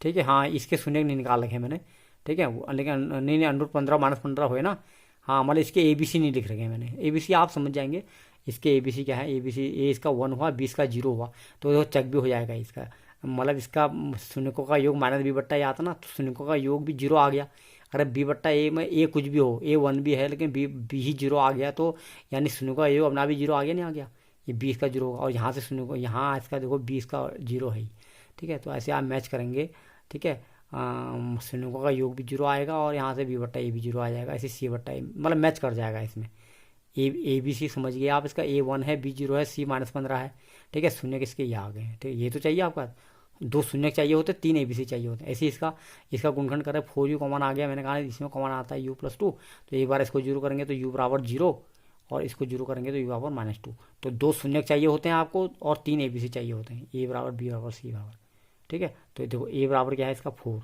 B बराबर कितना है इसका 8, और C बराबर क्या है 0। तो ABC भी लिख दिया मैंने हिंट में, और गुणनखंड करके U बराबर भी लिख दिया मैंने। भाई इसके तो सिंपल गुणनखंड हो जाते हैं, इतने में कॉमन आ जाता है। इसको ये इतने में कॉमन आके, इतने में कॉमन आ गया पहले, फिर बराबर उसको 0 कर देंगे तो एक बार ये 0, फिर ये बार 0, और इसमें तो कॉमन लेने की जरूरत नहीं, ये इससे भी छोटा है सी, ये तो डायरेक्ट ही 0 होना है, इसमें तो कॉमन लेने की जरूरत भी नहीं है। इसमें 2 में कॉमन लिया तब 0 करा, यानी जैसे हमने यहाँ नहीं करा कोई भी चीज़ पर 0 लास्ट में, पहले उसके गुणनखंड करते हैं फिर 0 करते हैं, ये लंबा तरीका है। पहले गुणनखंड करे, ये गुणनखंड निकले तब 0 करा, ठीक है।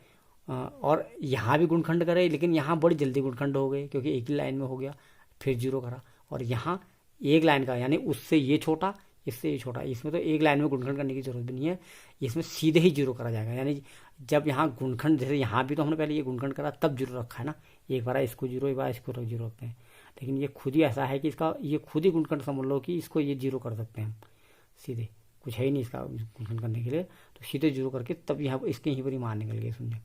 यानी लास्ट हमारा मकसद इनको 0 करके, मतलब उस बहुपद को 0 के बराबर रख के, यानी बहुपद खुद ही इसी रूप में है कि डायरेक्ट 0 रख दिया, देखो ये बहुपद है, ये डायरेक्ट 0 के रूप में रख दिया तब भी शून्य निकल जाएंगे, या थोड़ा सा उसको गुणनखंड करके 0 कुछ बना दिया फिर 0 के रूप में दिया तब भी गुणनखंड शून्य निकल जाएंगे, या देखो यहाँ गुणनखंड कर दिया कुछ ऐसा बना दिया, यानी इस बहुपद को इस रूप में बदल दिया फिर शून्य के रूप में रख दिया, फिर बराबर 0 रख दिया तो शून्य निकल जाएंगे। तो कुल मिला के इनका शून्य निकालने का मकसद है, ठीक है। और वो 2 शून्य 2 निकलते हैं, और ABC हमारे 3 मान होते हैं, तो 3 मान ABC के 3 मानों से ये 2 मानों का तुलना करने पर हमको इस सूत्र हमको सिद्ध करना है, ठीक है बच्चों।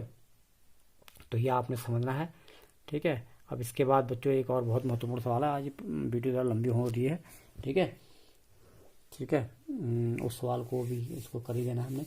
एक द्विघात बहुपद ज्ञात कीजिए जिसके शून्यकों के योग तथा गुणनफल क्रमशः दी गई संख्याएं हैं, ठीक है। अब अभी तक तो आपने वेरीफाई करना था कि वो सूत्र सही साबित हो रहा नहीं हो रहा है। अब वही है, आप समझ लीजिए 3 हमारे पास गुणांक होते हैं ABC, ठीक है, 2 हमारे पास शून्य होते हैं। तो अब अगर हमको हमारे पास, अब हमें गुणांक नहीं दे रखे हैं, अब हमको शून्यक दे रखे हैं, ठीक है। यानी कहने का मतलब है जैसे उस समय हमको शून्यक बहुपद दे रखा था, ये इसी बहुपद की, यानी बहुपद देने से ही डायरेक्ट उसने हमको ABC दे दिया। कहने का मतलब है यानी बहुपद अगर वो कह रहा है इस बहुपद के ये निकालो, तो इसका मतलब हमको ABC दे रहा हो सीधे, क्योंकि हम जानते हैं कि इसे BC कहते हैं। अब हमें क्या होता है, नेक्स्ट प्रश्न समझिए, प्रश्न का अंतर कि हमें शून्यक दिए होते हैं, बहुपद के शून्यक दिए होते हैं और बहुपद निकालना होता है। और यानी बहुपद का मतलब निकालने का मतलब आप इसको ऐसा समझिए, बहुपद निकालने का सवाल नहीं है, ठीक है ना। क्या लिखा है, एक द्विघात बहुपद ज्ञात कीजिए जिसके शून्यकों के योग और गुणनफल इतने हैं। यानी आपको एक तरह से शून्यकों का, शून्यक भी अलग अलग नहीं दे रखे हैं, शून्यकों का योग दिया होगा, एक बार अल्फा प्लस बीटा दिया होगा, एक बार अल्फा बीटा दिया होगा। तो शून्यकों का योग एक तरफ दे रखा है, शून्यकों का गुणनफल, मतलब शून्य ये हमको पता नहीं 1/4 किस किस से आ रखा है, हमको ये नहीं पता शून्य क्या क्या है, शून्यकों का जोड़ करके क्या आ रहा है, शून्य का गुणा करके क्या आ रखा है, और उससे हमको बहुपद निकालना है। अब आप ये समझिए बहुपद कुछ निकलता नहीं है, बहुपद अगर हम बहुपद निकालने वाले सवाल में हमको ABC निकालने का सवाल होता है। यानी अगर हमको आप यानी इन सवालों का उत्तर कहाँ से होगा, देखो यहाँ से इस सवाल का उत्तर हम शुरू करा, ये लास्ट में ये आ गया ही, A बराबर 4, B बराबर -1, C बराबर -1। तो जैसे ABC मिल गया तो उसमें रख दो, क्योंकि AX² होता है ना, तो 4x² हो गया, BX होता है ना, प्लस BX होता है ना, तो प्लस BX का मतलब अब प्लस तो सूत्र का है, तो प्लस सूत्र का है, B माइनस का है, तो प्लस माइनस, मैंने कहा जैसे 2 चिन्ह एक साथ आते हैं तो उनका मतलब आपस में गुणा हो जाता है। तो प्लस तो सूत्र का है और B पर -1 है, तो प्लस माइनस माइनस, तो 2 सूत्र चिन्ह एक साथ आ गए तो गुणा हो गई, तो प्लस माइनस का माइनस होता हमारे दिमाग में है, तो यानी माइनस का और x है, तो B के बाद x है तो -x, ठीक है, प्लस C, तो प्लस वही फिर प्लस प्लस प्लस तो सूत्र का है और C पर अपना माइनस है, तो प्लस माइनस -4। यानी कहने का मतलब है बच्चों, बहुपद निकालने का सवाल भले ही है, लेकिन ये सवाल असली में ABC निकालने का सवाल होता है। ABC निकल गए तो सीधे इसमें रख देना हमने, क्या ये x हुआ प्लस BX प्लस C वाला, क्योंकि सूत्र तो प्लस के लिए होता है ना। अब उसमें से वो कुछ मान माइनस के भी निकल सकते हैं, तो जैसे B का मान माइनस में निकला, तो B का मान माइनस में निकला, तो ये सूत्र प्लस का है, तो प्लस गुणा माइनस करके माइनस, बाकी x जो पीछे से होगा x ही रह जाएगा। तो यानी ये सवाल यानी अल्फा प्लस बीटा और अल्फा बीटा से ABC निकालने का सवाल होता है बच्चों। तो कैसे निकलता है इस सवाल को आप समझिए जरा, ठीक है। तो अब आप देखिए, तो हम जैसे पहला सवाल पहला है, इसमें पार्ट है। पहला है 1/4 -1, यानी एक बार हमको बहुपदों का योग क्या दे रखा है, 1/4 दे रखा है और बहुपदों का गुणनफल -1 दे रखा है। तो इस सवाल को कैसे करते हैं बच्चों समझिए आप। तो चूंकि हमको बहुपदों उनके शून्यकों का योग 1/4 दे रखा है, तो हम कहेंगे दिया है अल्फा प्लस बीटा बराबर 1/4 और अल्फा बीटा बराबर -1, यानी हमको ये दो दे रखे हैं, शून्यकों का योग और गुणनफल अलग अलग दे रखा है, इससे ABC निकालना है। तो हम जानते हैं, हम अब नियम तो वही लगेगा इसमें भी, घुमा फिरा के लेकिन घुमा के लगेगा। कैसे लगेगा, क्योंकि हमने अगर ये योग को 1/4 अगर दे रखा है हमें उसने, तो हम ये तभी हम जब हम इस योग को B और AB के रूप में रखेंगे तभी तो हम ABC निकाल पाएंगे, यानी ABC तो हमको लाना ही पड़ेगा ना भाई। हमको तो उसने इस रूप में दे रखा है, शून्यकों का योग के रूप में दे रखा है कि शून्यकों का योग 1/4 है, लेकिन हम जानते हैं कि शून्यकों का योग किसके बराबर होता है, -B/A के बराबर होता है। यानी अगर ये 1/4 है तो -B/A भी 1/4 होगा। बस यही यहीं से क्वेश्चन की शुरुआत करनी है। और ऐसी गुणा अगर -1 के बराबर है तो ये तो C/E के बराबर होता है ये, क्योंकि ये तो अल्फा बीटा C/E के बराबर होता है। यही काम करना है हमने, क्योंकि वो तो हमको इसके रूप में देगा शून्यकों के रूप में, हम उसको B/A की और C/E के रूप में लिखेंगे। तो उसका मान ये 1/4 अगर है तो वो -B/A 1/4 के बराबर। आप यहाँ पे अल्फा प्लस बीटा नहीं भी लिख सकते हैं, आप शब्दों में भी लिख सकते थे। दिया है शून्यकों का योग बराबर 1/4, शून्यकों का गुणनफल बराबर -1। ये अल्फा प्लस बीटा लिखने का उद्देश्य ये है कि तरह शब्दों में कम लिखना पड़े, बाकी एक ही बात है, ठीक है। तो यानी कहने का मतलब है उसके हिसाब से हमने जो उसने ये दिया था तो हमने कह दिया कि ये तो इसके बराबर होता है तो ये भी इसके बराबर होगा। भाई ये इसके बराबर है और ये तो इसके बराबर होता है तो ये भी इसके बराबर होगा, ऐसे ये भी इसके बराबर। अब इन दो इसको बना दिया समीकरण नंबर 1, इसको बना दिया समीकरण नंबर 2। अब बेटा इसमें थोड़ा सा एक अरेंजमेंट होता है। अब इसमें ऐसा करेंगे, सबके हम बट्टे के रूप में बनाएंगे, ठीक है। जैसे अगर अभी आप बहुत सारे पार्ट देखेंगे, देखिए किसी में 0√5 है, किसी में 1 है, किसी में 4 है। तो जिसके बट्टे नहीं है तो उनको बट्टे बनाएंगे, और जिसके जैसे 1 बट्टा नहीं है तो पहले 1/1 1/1, इसका 0/1 √5/1। और किसी में ऐसा होगा, देखो दोनों बट्टे होंगे। 3 टाइप के सवाल दिख रहे हैं। किसी में दोनों बट्टे हैं, मतलब ये दोनों बट्टे हैं ना, जो ये मतलब ये वाला अल्फा प्लस बीटा का अल्फा बीटा का मान, किसी में दोनों बट्टे हैं, किसी में दोनों ही बट्टे नहीं है, बट्टे में नहीं है, इसमें एक बट्टा है, एक बट्टे में नहीं है। तो क्या करना होता है, जैसे ये वाला सवाल भी वही है कि एक बट्टे में है, एक बट्टे में नहीं है। तो पहली बात तो ये है, बट्टे में सबको बट्टे में बनाना है, यानी सबसे सरल कौन बैठेगा, जो दोनों बट्टे में है, ठीक है। अच्छा, जो दोनों वो खुद ही बट्टे में है, जिसमें दोनों बट्टे में नहीं है तो उसको एक को क्या लिखा जाएगा, 1/1 1/1, उसको बट्टा 1 बनाया जाएगा। और बट्टा 1 बनाने के बाद भी क्या होगा, जैसे उनका हो सकता मान एक समान न हो, ठीक है। कैसे, जैसे ये अब ये देखो, ये √2 1/3 है, तो इसका तो खुद ही 1/3 वाले का तो खुद ही 1/3 है ना। 1/3 वाले का नहीं, इधर देखो आप 1/4 -1 वाले में ना, जैसे इसका माइनस 1/A माइनस B/A 1/4 कर दिया हमने। इसके बदले C/A बराबर -1 कर दिया। लेकिन आपने देखा कि B/A वाला तो ठीक है, इसको तो कुछ करने की जरूरत नहीं है, 1/4 है ही, लेकिन C/A वाला बट्टे में नहीं है, तो -1 को पहले -1/1 करेंगे, ठीक है। और वो बट्टा करने के किसी को बट्टे से परिमेय संख्याओं में बट्टे 1 करते थे, तो लेकिन बट्टा 1 करने के बाद फिर वहां पर नहीं करते थे, दो परिमेय संख्याओं के बीच में परिमेय संख्या बनाना वाला वही सवाल हो गया। जब बट्टा 1 करने के बाद फिर देखते थे कि इनका हर समान हो रहा है नहीं हो रहा है। देखिए -1/1 तो ही है, लेकिन इसका हर 4 है, इसका हर 1 है, तो इसका हर को भी 4 बनाने की कोशिश करेंगे, तो 4 बनाना पड़ेगा। तो इसको नीचे भी 4 से गुणा, ऊपर भी 4 से गुणा। बिल्कुल वही सवाल है जो मैंने सिखाया था कि दो परिमेय संख्याओं के बीच में परिमेय संख्या। तो पहले तो इसको -1 को -1 बट्टा, अगर ये -5 होता तो -5/1, -5 बराबर -5/1 तो हो सकता है। बट्टे 1 तो प्लस वाला है, -1, लेकिन फिर बाद में -5/1 को क्या करते, हर 4 बनाने के लिए 1 चौको 4, यहाँ भी 4, ऊपर भी 4, तो नीचे का तो 1 चौको 4 बन जाता, -5 वाला 5 चौको 20, माइनस का 20 बन जाता, यानी -20/4। तब जाके इनके हर भी समान हो गए, यानी दोनों को बट्टे भी बनाना है और हर समान बनाना है। जब तक ये दोनों के हर समान नहीं होंगे हम आगे नहीं बढ़ सकते हैं। पता ये हम क्यों कर रहे हैं जानबूझ के, क्योंकि हम जिनके बराबर इनको ला रहे हैं ना, इधर वाले को इसके, अगर हम इसके बराबर हम देखिए, इधर वाला इसके बराबर है और इधर वाला जो चीज़ है वो इसके बराबर होनी चाहिए। और यहाँ भी नीचे ए है, यहाँ भी नीचे भी ए है, तो जो ए का मान यहाँ होगा वही ए का मान यहाँ भी होना चाहिए ना। तो ऐसा तभी होगा जब दो जो बट्टे में है वो तो ठीक है, जो बट्टे में नहीं है पहले उसको बट्टा बनाया जाएगा और बट्टा भी सेम बट्टा बनाया जाएगा।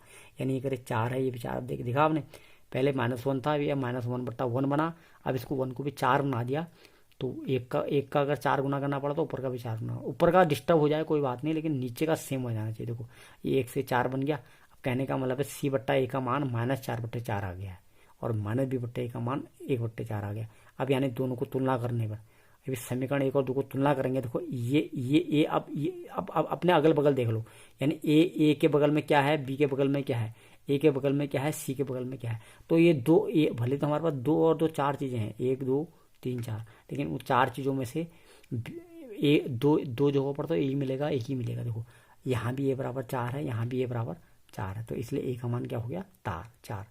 और बी का मान क्या हो जाएगा, जो ये बी के बगल में होगा, और सी का मान क्या होगा, इसके बगल में होगा। ये होता है, क्योंकि इसको आप ऐसे समझिए, जब A= यहाँ 4 था तो इसको भी हमने A=4 बनाया, तो A=4 के लिए जो बी का मान होगा, तो वही अगर A=4 के लिए सी का मान अगर होता है, तो कहने का मतलब A=4 के लिए सब आपस में रिलेटेड है, नहीं है। यानी जब A=4 के लिए बी का यही मान होता है और A=4 के लिए सी का यही मान होता है, तो यानी कहने का मतलब बी का मान भी सी के उसी मान से संबंधित होगा, नहीं होगा। तो कहने का मतलब है ये कहते हैं तुलना करने पर। तो हमको इसको ऐसे बट्टे ऐसा बनाना है कि हर एक समान हो जाए, ठीक है।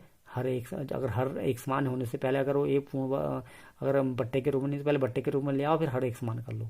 तो जैसे हर एक समान, यानी ए को एक समान बना लिया, ठीक है। यानी दोनों के सूत्रों में -B/A और C/A में ए से एक समान आता है।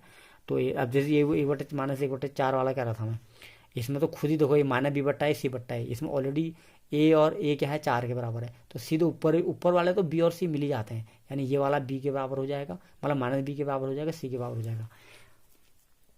तो कहने का मतलब है ये सवाल कैसे बन जाएगा बच्चों, यानी ए बराबर आपका ये बन गया कितना, तुलना करने पर तो ए और समीकरण 1 और 2 की तुलना करने पर ए बराबर तो 4 बन गया।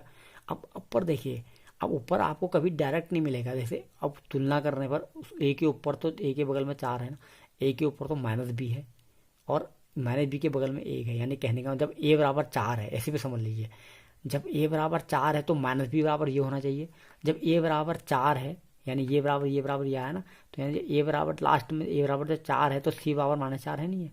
तो कहने का मतलब है क्योंकि ए और सी को निकालना तो बड़ा आसान है, क्योंकि जब ए भी प्लस में होता है सी प्लस में होता है, जब ए प्लस में है तो ए का मान जब 4 में है तो सी का मान -4 है, नहीं है। तो देखो ए को बराबर 4 में सी बराबर -4 तो सीधे लिख दिया, लेकिन बी का मान के लिए क्या करेंगे, क्योंकि ए का मान जब 4 है तो बी का मान थोड़ी 1 है, वो तो -B का 1 है।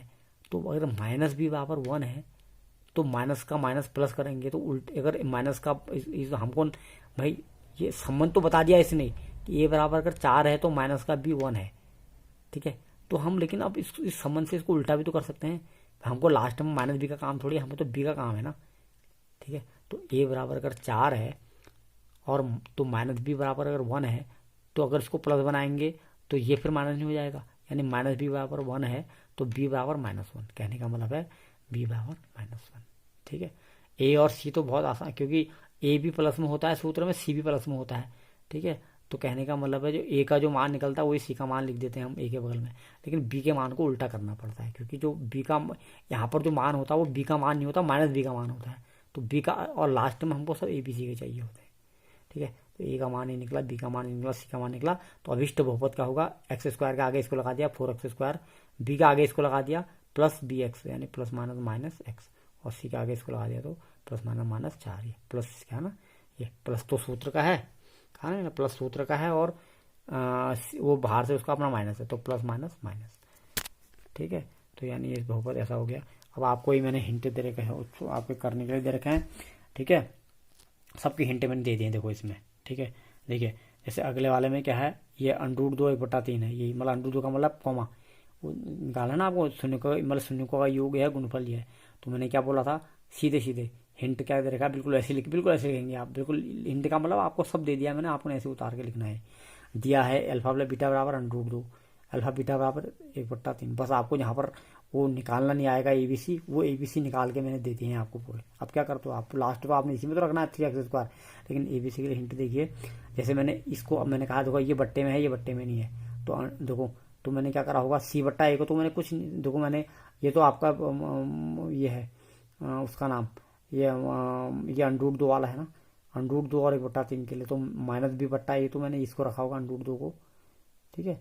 और माइनस ये सी बट्टा ए को तो कुछ नहीं किया हमने, देखो ये मैंने कहा ना, इसका तो खुद ही पहले से बट्टा है, तो सी बट्टा ए तो 1/3 ही रखा मैंने, तो लेकिन इसके हिसाब से इस अंडरूट 2 वाले का बट्टा बनाएंगे ना, ठीक है। तो अंडरूट 2 वाले का बट्टा बनाएंगे, तो पहले मैंने क्या कहा था, ये तो खुद ही बट्टे में नहीं है, तो पहले तो उसको बट्टे 1 बनाया, देखा। और बाद में इस एक हर को भी 3 का हर बनाएंगे, जब उसका हर 3 है तो इसका हर भी 3 बनाना पड़ेगा, तो 3 से यहाँ भी गुणा करेंगे तो 3 ऊपर भी करना पड़ेगा, तो ये नीचे भी 3 बना, 1 का, ऊपर अंडरूट 2 का 3 अंडरूट 2 बन गया। कहने का मतलब है, अब माना बी बट्टा ए क्या बन गया, 3 अंडरूट 2/3, ये बन गया 1/3। कहने का मतलब जब ए बराबर 3 यहाँ भी है तो ए बराबर 3, हमने दोनों का ए एक समान बना दिया ना, नीचे का हर हमने एक समान बनाना है, ताकि ए का मान को हम 3 लिख देंगे, देखा आपने। तो इसलिए मैंने तो हिंट देखा, सीधे यहाँ ए बराबर 3 लिख दिया मैंने, और ए बराबर 3 मिला तो सी के बगल में कितना है 1, देखो ये सी बराबर 1 लिख दिया। अब सिर्फ आती बी की बारी, बी क्योंकि मैंने बोला बी के लिए उल्टा करना पड़ता है, क्योंकि हमको बी थोड़ी मिला है, ये तो हमको माइनस बी मिला होता है 3√2 का, तो माइनस बी बराबर हमको 3√2 का प्लस मिला है। तो अगर इसको अगर ये माइनस है, मतलब कहने का मतलब है अगर ये माइनस होता है तो यहाँ का प्लस होता है, तो ये प्लस होता, मान तो ही रहता है, जैसे यहाँ भी है, जब ये माइनस था तो ये प्लस था, ये प्लस बना तो ये माइनस बन गया, ऐसे ये माइनस है तो यहाँ प्लस होता, तो ये प्लस हमको निकालना होता है, तो इसको माइनस कर देंगे। कहने का मतलब 3√2 आएगा, लेकिन माइनस का आएगा, तो वही लिख दिया ना मैंने बगल में -3√2। यानी मैंने सारी चीज़ तो आपको मैंने निकाल के दे दी है ना, हिंट दे दिया है मैंने कैसे बट्टे में तोड़ोगे और ABC क्या निकलेगा, बस। अब आपको इसको इसके हिसाब से लिखना है, बिल्कुल थोड़ा सा इसको 2 लाइन फॉर्मेट करके लिखनी है, तो थोड़ा तभी आपका दिमाग लगेगा, और नहीं तो मैंने पूरी हेल्प कर, मैं चाहता तो होमवर्क अगर मैं देता पूरा यहीं से होमवर्क दे देता, ठीक है। 0.5 वाला का देखो, इसके ये दोनों ऐसी संख्या है, 0.5 1 1 वाले एक समान है, इनका किसी का बट्टे नहीं है, तो बट्टे 1 कर दिया, देखो इसको बट्टा 1 कर दिया, बट्टे 1 कर दिया। हाँ, एक बात और है, सबसे सरल सवाल वो होते हैं जिनका या तो दोनों में बट्टे हो और एक समान बट्टे हो, और या जिनका दोनों में बट्टे नहीं हो, लेकिन दोनों में बट्टे नहीं हो। क्यों? क्योंकि अगर हम इनको बट्टे भी करेंगे ना, तो 0/1 इसका भी होगा, 0/1, या तो वहीं पर समान हो गए नहीं हो गए, कम से कम इनसे तो सरल ही है, क्योंकि इसमें अगर 1 का बट्टे है 1 का बट्टे नहीं है, तो उसका जिसका बट्टे नहीं है पहले 1 बट्टे करना पड़ रहा है, फिर बाकी उसको गुणा कर रखे उसको 3 मारना पड़ रहा है।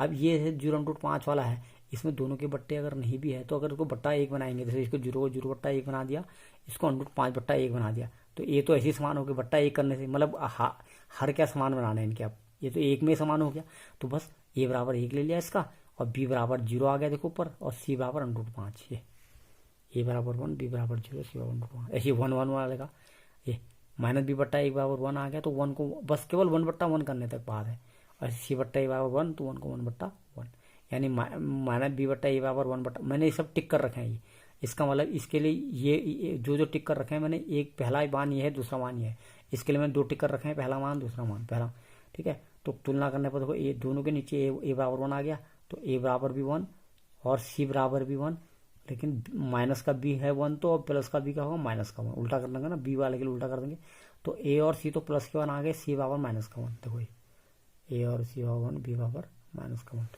ठीक है बच्चों। तो इस तरह से आप इनको कर लेंगे, ठीक है। ये सारे क्वेश्चन हैं, ठीक है।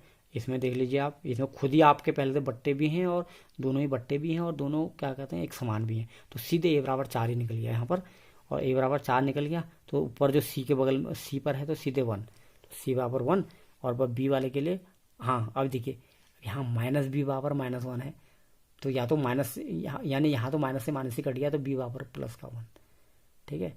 जब यहाँ प्लस यहाँ माइनस होता है, यहाँ प्लस होता है, मतलब 1 - 1 प्लस है, तो प्लस बनाने के लिए उल्टा कर देना चिन्ह। अब यहाँ पर तो ये कर चीज़ भी नहीं है, अगर यहाँ माइनस है तो यहाँ भी माइनस है, ये समझ लीजिए कि -b से अगर -1 है तो इसका माइनस हटाएंगे तो इसका माइनस भी हटेगा, यानी b बराबर प्लस का 1 हो जाएगा। भाई अगर -b बराबर कुछ दे रखा है, उसको प्लस का b निकालना है, तो तब तो चिन्ह उल्टा करना पड़ेगा, क्योंकि -b हमको तो -b का मान है तो b का निकालना है। लेकिन जब जैसे -b बराबर -1 है, तो -b से अगर b बनेगा तो इससे भी इसका भी तो उल्टा करना पड़ेगा, इससे +1 नहीं हो जाएगा, मतलब दोनों अगर माइनस होंगे तब कट जाएगा, तब उल्टा करने की जरूरत नहीं है, तब तो माइनस से माइनस कट के b से प्लस का 1 आ जाएगा, सिर्फ इतना फर्क था इसमें, ठीक है। बाकी वही चीज़ है, ये भी 0 एक एक की तरह हो गया। बट्टे वन हो गया, तो देखो बट्टे वन अगर हो गया तो ए बराबर 1 1 हो गया, तो ए बराबर 1 के लिए सी बराबर तो 1 हो गया। और ये देखो यहाँ एक माइनस से प्लस वाला है तो इसमें नहीं कटेगा, ये वही पहले। तो माइनस का भी वापस 4 है तो प्लस का भी वापस -4। ठीक है बच्चों, ये मैंने पूरे आपको क्वेश्चन करा दिए, समझा दिए हैं, और जो आपको काम करने के लिए उसको ढंग से आप कर लेना। ठीक है।